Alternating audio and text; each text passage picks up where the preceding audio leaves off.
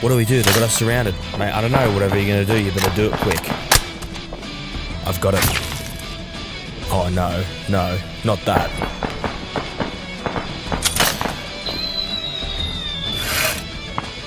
Ah, fuck.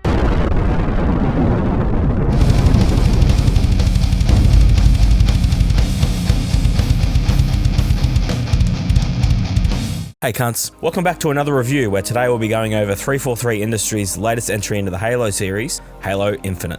So this review is very, very late. It's almost a year since the game actually came out. I would have thought that by the time I did this video that a lot of my grievances with this game might have been fixed, but let's find out if I was right or not. So I'm going to split this review into two parts because obviously the campaign portion and the multiplayer portion. Some of these points might overlap, but without further ado, let's get started. So given 343's past with the Halo series, I sort of expected the campaign for this game to disappoint me a little bit, but I was actually pleasantly surprised when I enjoyed it as much as I did. There does seem to be this vagueness about Infinite sort of linking to the previous 343 Halo titles, that being Halo 4 and Halo 5 Guardians. It's almost like 343 sidestepping those campaigns a little bit, or I just missed any references to it. But don't get me wrong, they could retcon those games and I wouldn't give a fuck. So in saying that I liked this campaign, one of the big drawbacks for me was the no co-op campaign at launch, which has sort of become a series staple at this point. I can sort of see why it might be harder this time around, but we're almost a year from launch and still nothing, just a vague, sometime November this year, March next year date. Then there's also the whole split screen co-op being cancelled altogether, which was just announced recently, which for me, it's just not fucking good enough. For Xbox's flagship title, it's really a shame to see it treated like this. So going back to what I was saying before with it being harder this time around to do co-op, what I mean by that is the game is actually open world. One of the things that really helps exploration in this game is the grappling hook, which is a tool you acquire early on in the game. With the map in Infinite being a bit more vertical, it helps definitely with the maneuverability, and also you can get around the map in some really interesting ways. A very, very important part of an open world game is obviously things to do in that open environment, and not just things to do, but interesting things. And I'd say Halo Infinite passes this requirement. There's lots of things to do around the map, from saving soldiers pinned down by banished, or taking out higher value banished targets around the map. And not only are the side objectives around the map fun to do, there's also an actual point beyond the completionist dopamine hit.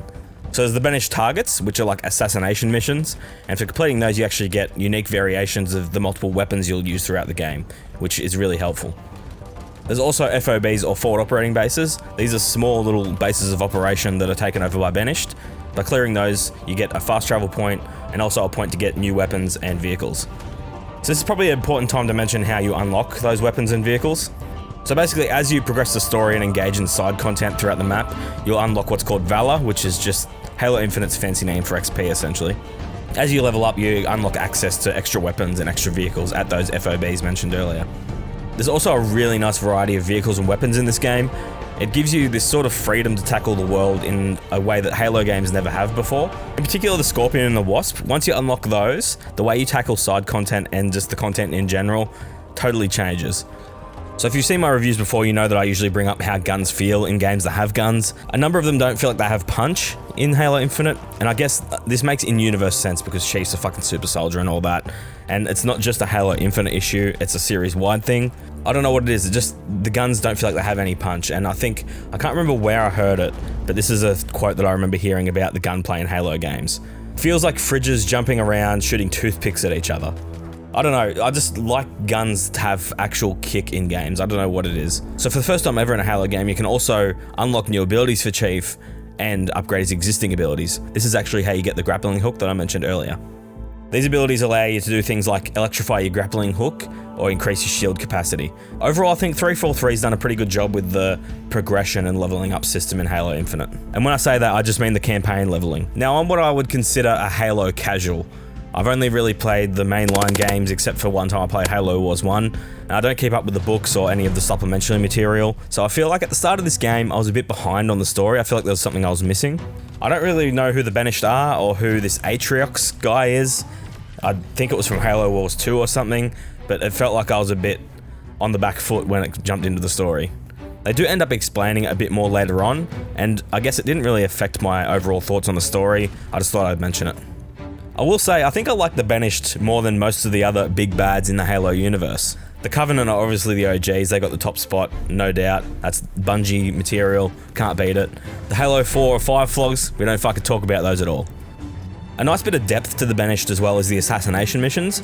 As you sort of take on a target, you'll get told about what this target has actually done to the UNSC, which I think is a really nice attention to detail. So it doesn't feel like you're fighting generic Covenant Banished number 5050. It's, this guy did this, fucking take him out. And don't even fucking get me started on boss battles. Halo Infinite has actual proper boss battles. How fucking cool is that? I guess Halo 5 did too, but fuck that game. We don't talk about that shit. Something I've neglected to cover so far is how the game runs and also looks. I played on the Series X, and the game looks absolutely gorgeous and runs like a dream. So obviously Halo Infinite is also on PC and Xbox One. It's just really nice to see a game use the technology that's under the hood of the Series X. Alright, so now we're moving on to the multiplayer portion of this video. Full disclosure, I've never really been a massive fan of the competitive Halo multiplayer. I'm more of a fan of fucking around in couch co-op or just fucking around in Forge and making these ridiculous things. And speaking of Forge, that's another feature that's still not in the game a year out from launch. Apparently there's meant to be a beta coming out for Forge in November, but who fucking knows at this point? Both the co-op campaign and Forge have been pushed back so many times at this point. Alright, enough of that, onto the actual multiplayer shit. So even with the little expectations I had, I was still really disappointed by Halo Infinite's multiplayer. Just the lack of playlists at launch, like not even a dedicated Slayer playlist, what the fuck? And that's on top of a lot of the cosmetics being locked behind a paywall and also a season pass content. It's just like, what were they thinking? I actually fired up the multiplayer while writing this script just to see where the game's at now multiplayer wise, and the progression does seem better. I remember at launch there was a lot of criticism around the amount of XP for kills and rounds and all that sort of stuff. I think there's still some ways to go, but it definitely feels better.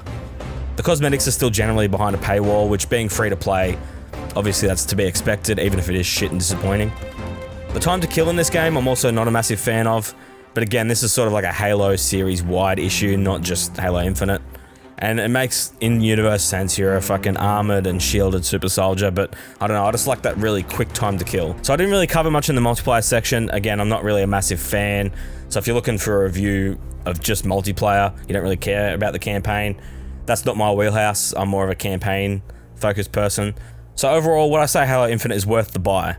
Well, the multiplayer is free, so you can just try that out if you want. And for the campaign, if you're really not sure about it, you can try the 3 months of Game Pass for $1. As much as I fucking hate software as a service, if that's your thing, it's a no-brainer. So I've ummed and ahed about this score that I'm giving Halo Infinite, and I've sort of jumped back and forth, but I think overall I have to give it 5 Phil Spencers out of 10. There's just too much missing from what is meant to be Xbox's flagship to give it a higher rating. I just can't do it. Hopefully Forge is released soon and we get the promised co-op campaign, because I'll definitely be going through this on stream in co-op again.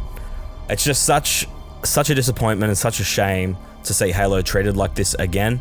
I think 343 needs to be taken off the Halo bandwagon and the series be given to someone else who has respect for it. Anyway, thank you all so much for watching. I appreciate you taking the time out of your day to watch me crap on about video games. And don't forget to like, comment, and subscribe. It all really helps out with the algorithm. As always, I'm live on Twitch every Wednesday from 8:30 PM Australian Eastern Standard or Daylight Savings Time, depending on the time of year. At the moment, we're going through Ratchet & Clank series and also hitting up a bit of Dinkum. Also, make sure to use the links in my description to check out Juiced Energy and Jericho Australia, both great Aussie companies that help out the channel here and make the best no-sugar energy drink and beer care products you'll ever fucking try, guaranteed. And don't forget to use my code DADS at checkout for a sneaky little discount. Thanks again, guys. Love your faces, love your work, keep being good cunts, and I'll catch you in the next one.